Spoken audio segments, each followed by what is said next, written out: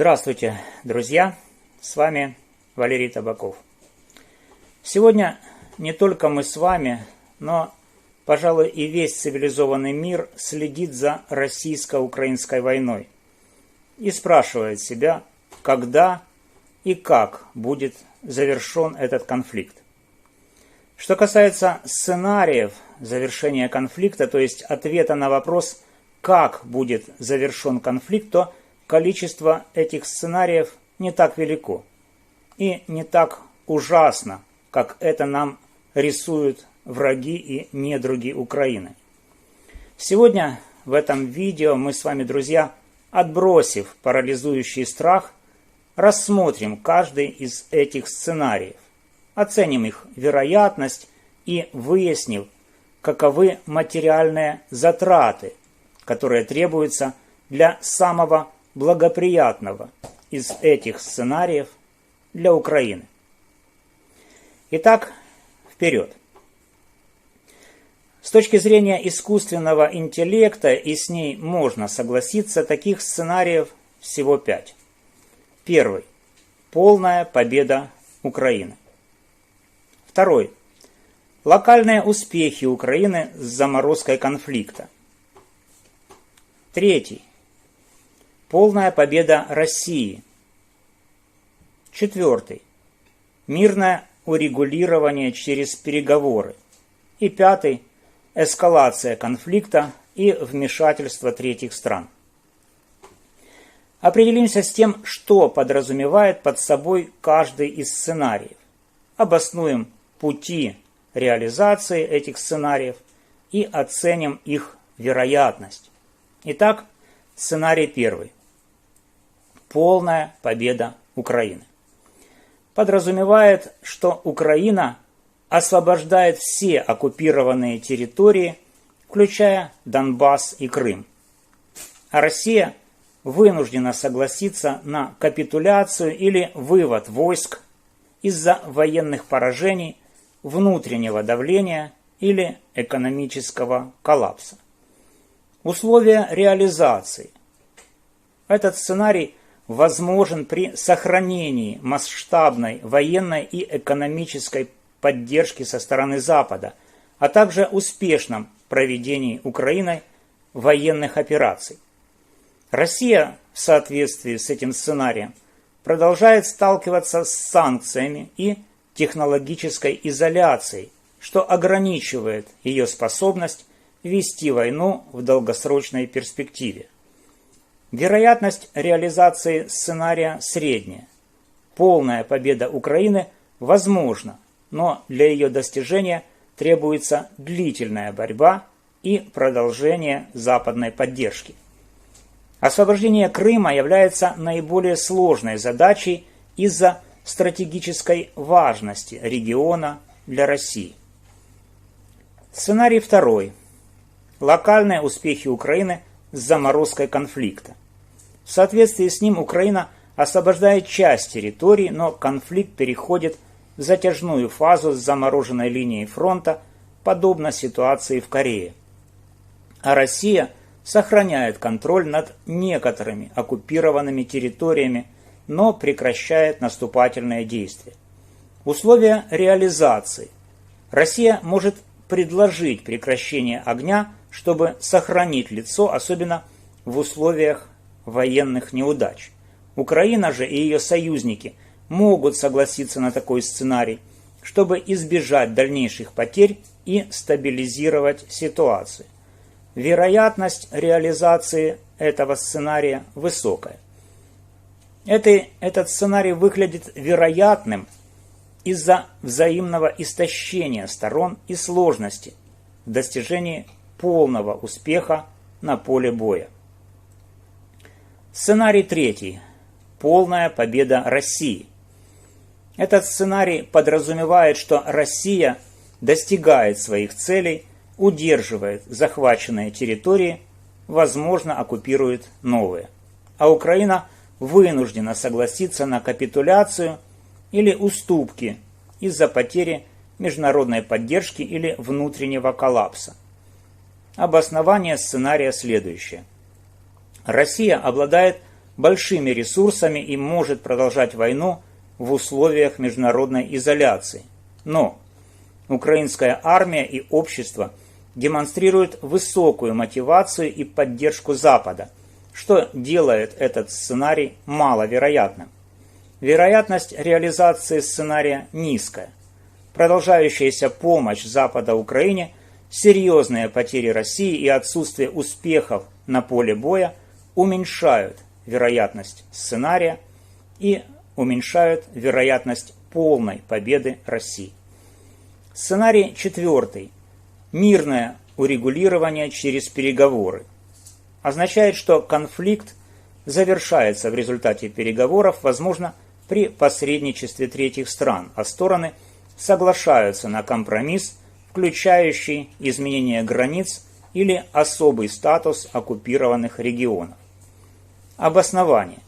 Сценарий требует готовности к уступкам со стороны как Украины, так и России, чего пока не наблюдается. Россия может предложить переговоры в случае, если окажется под серьезным внутренним или внешним давлением. Вероятность реализации сценария средняя. Длительный конфликт может привести к усталости сторон и увеличению международного давления для поиска политического решения. И пятый сценарий – эскалация конфликта и вмешательство третьих стран. Подразумевает, что конфликт перерастает в более широкую войну с участием НАТО или других крупных держав. А это может произойти из-за случайного инцидента или применения России нестандартных средств, например, ядерного оружия. Такой сценарий катастрофичен для всех сторон и маловероятен из-за сдерживающих механизмов, существующих в международной системе.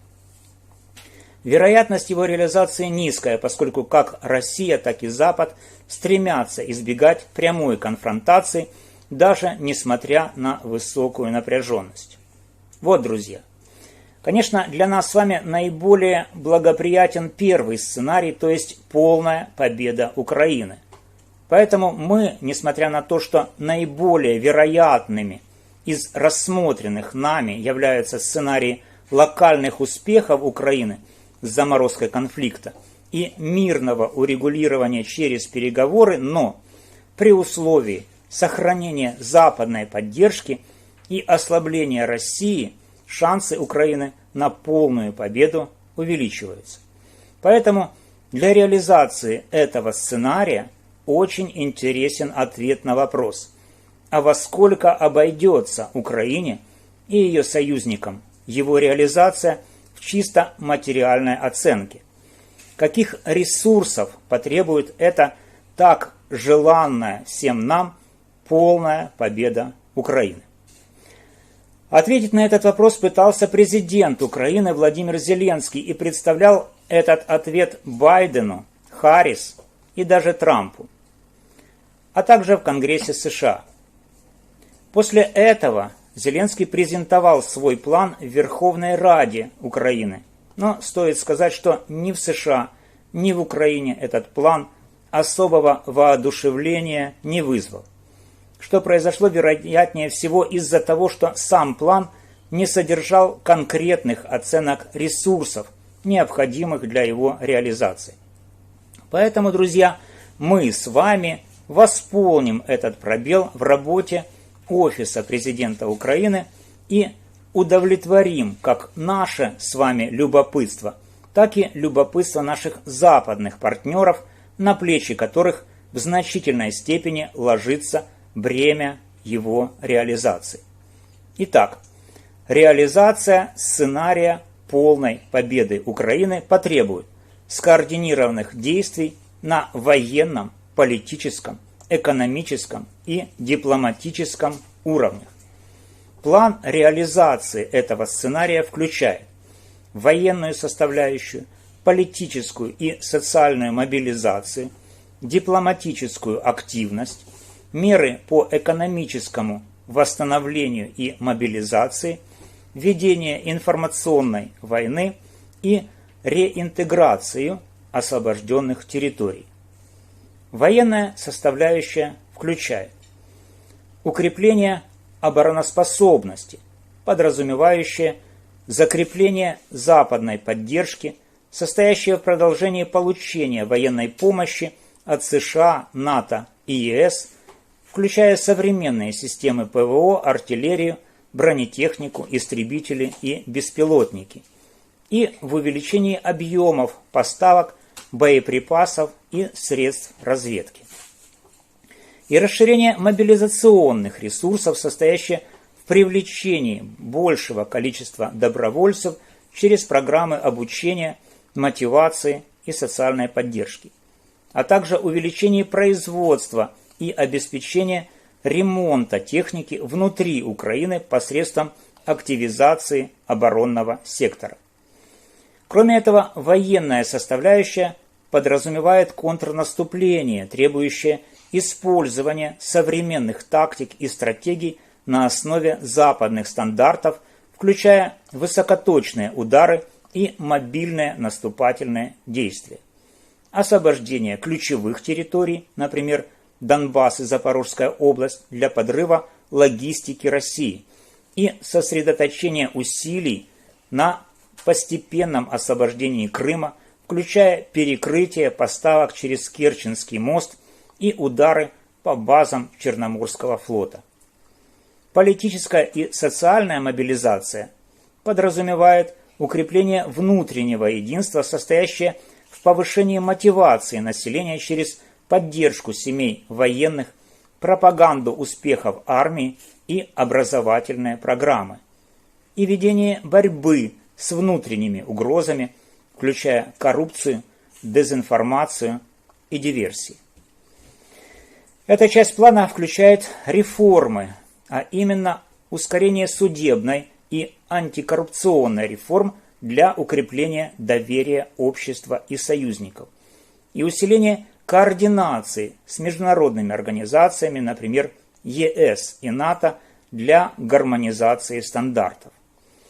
Дипломатическая активность подразумевает усиление международной коалиции, включающее увеличение числа стран, поддерживающих Украину за счет дипломатических усилий в Азии, Африке и Латинской Америке, и работу над долгосрочным союзом с США и Европой, чтобы гарантировать стабильные поставки вооружений и санкционное давление на Россию, а также усиление давления на Россию, включающее содействие сохранению санкций против России, настаивание на новых ограничениях, включая полное эмбарго на энергоресурсы, и лоббирование трибуналов для расследования военных преступлений России с целью подрыва ее международного влияния. Экономическое восстановление и мобилизация включает обеспечение экономической устойчивости, состоящее в привлечении инвестиций от союзников для восстановления разрушенной инфраструктуры и продолжение программы макрофинансовой помощи от МВФ, Всемирного банка и других структур. Этот пункт также включает развитие военно-промышленного комплекса, требующее увеличения локального производства вооружений через государственные и частные предприятия и поддержки партнерства с международными производителями для сборки современной техники. Информационная война, как часть плана, требует усилий по продолжению разоблачения российской пропаганды на международном уровне с привлечением к этому процессу медиакомпаний и НПО, и укреплению присутствия Украины в глобальной информационной среде через освещение ее успехов и страданий гражданского населения. И, наконец, реинтеграция освобожденных территорий как часть плана включает создание специальных программ для реинтеграции Донбасса и Крыма, включая восстановление инфраструктуры, привлечение инвестиций и обеспечение безопасности, а также устранение последствий коллаборационизма через справедливые суды и программы примирения. Для реализации сценария полной победы Украины необходимо долгосрочное взаимодействие между военными, гражданскими и международными структурами. Успех будет зависеть от уровня международной поддержки, эффективного управления ресурсами и стойкости украинского общества. Ну а теперь самое главное, друзья.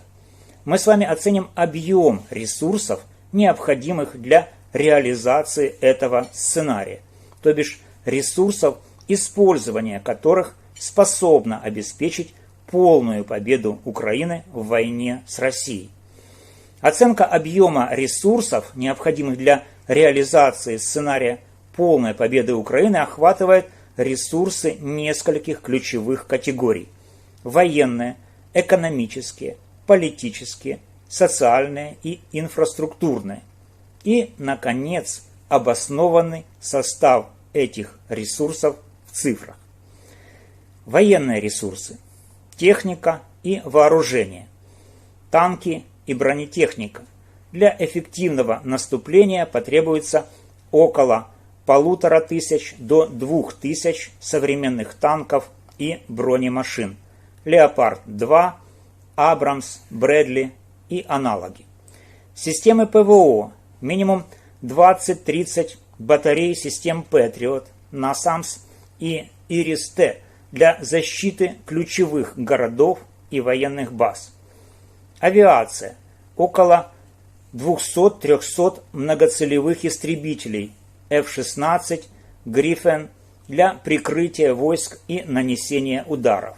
Дроны: 1000 разведывательных и ударных дронов Байрактар, Switchblade, MQ-9, Reaper и другие. Боеприпасы и ракеты. Ежемесячно Украине требуется около 1 миллиона снарядов для артиллерии, не менее 5000 высокоточных ракет для «Хаймарс» и аналогичных систем. Личный состав. Подготовка дополнительно 200-300 тысяч военнослужащих, включая резервистов, по стандартам НАТО. Оценка стоимости. Общие затраты на модернизацию и поставки оценивается в 50-100 миллиардов долларов за 2-3 года активных боевых действий. Экономические ресурсы. Украина ежемесячно нуждается в 4-5 миллиардах внешней помощи, миллиардах долларов внешней помощи для стабилизации бюджета и финансирования гуманитарных нужд. Инвестиции и восстановление. Для оперативного восстановления инфраструктуры требуется около 20-30 миллиардов долларов в краткосрочной перспективе и до 411 миллиардов долларов в долгосрочной. Локализация производства. Развитие местного военно-промышленного комплекса потребует 10-15 миллиардов долларов инвестиций. Политическая и социальная поддержка. Социальные программы, реинтеграция освобожденных территорий потребует 5-10 миллиардов долларов на восстановление базовой инфраструктуры, поддержку переселенцев и создание рабочих мест. Реформы и управление. Дополнительные 2-3 миллиарда долларов на реформирование судов, правоохранительных органов и антикоррупционные меры для обеспечения устойчивого управления. Дипломатическая активность. Расходы на дипломатические миссии, конференции и международное лоббирование 1-2 миллиарда долларов ежегодно.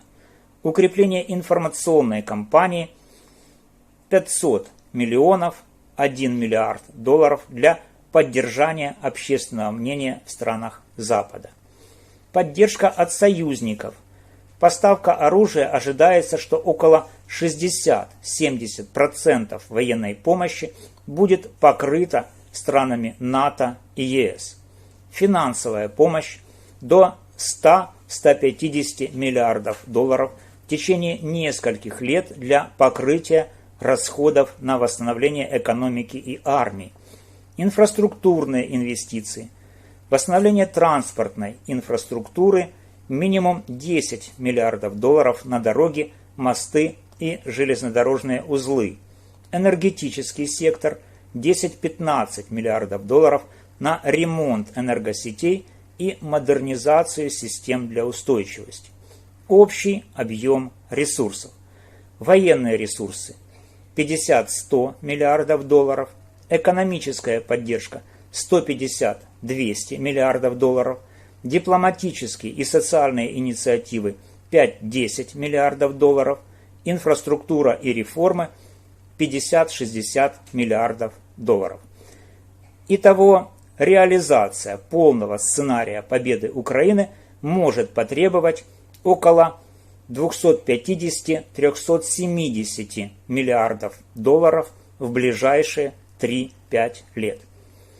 Успешная реализация сценария полной победы Украины зависит от способности международного сообщества продолжать поддержку Украины, а также эффективности использования предоставленных ресурсов. Высокий уровень консолидации и стратегическое планирование могут значительно увеличить шансы на успешное выполнение плана. Вот так вот, друзья. Оказывается, для полной победы Украины требуется всего-то навсего от 250 до 370 миллиардов долларов и срок от 3 до 5 лет. Думается, именно такую оценку и желали услышать от Зеленского американские конгрессмены. Тогда им, то есть конгрессменам, останется только принять решение о том, стоит ли игра, то есть война с Россией, свеч, то бишь ресурсов. Вот такие вот дела, друзья. Спасибо за внимание. С вами был Валерий Табаков. Подписывайтесь на канал, ставьте лайки, комментируйте, распространяйте это видео. До новых встреч!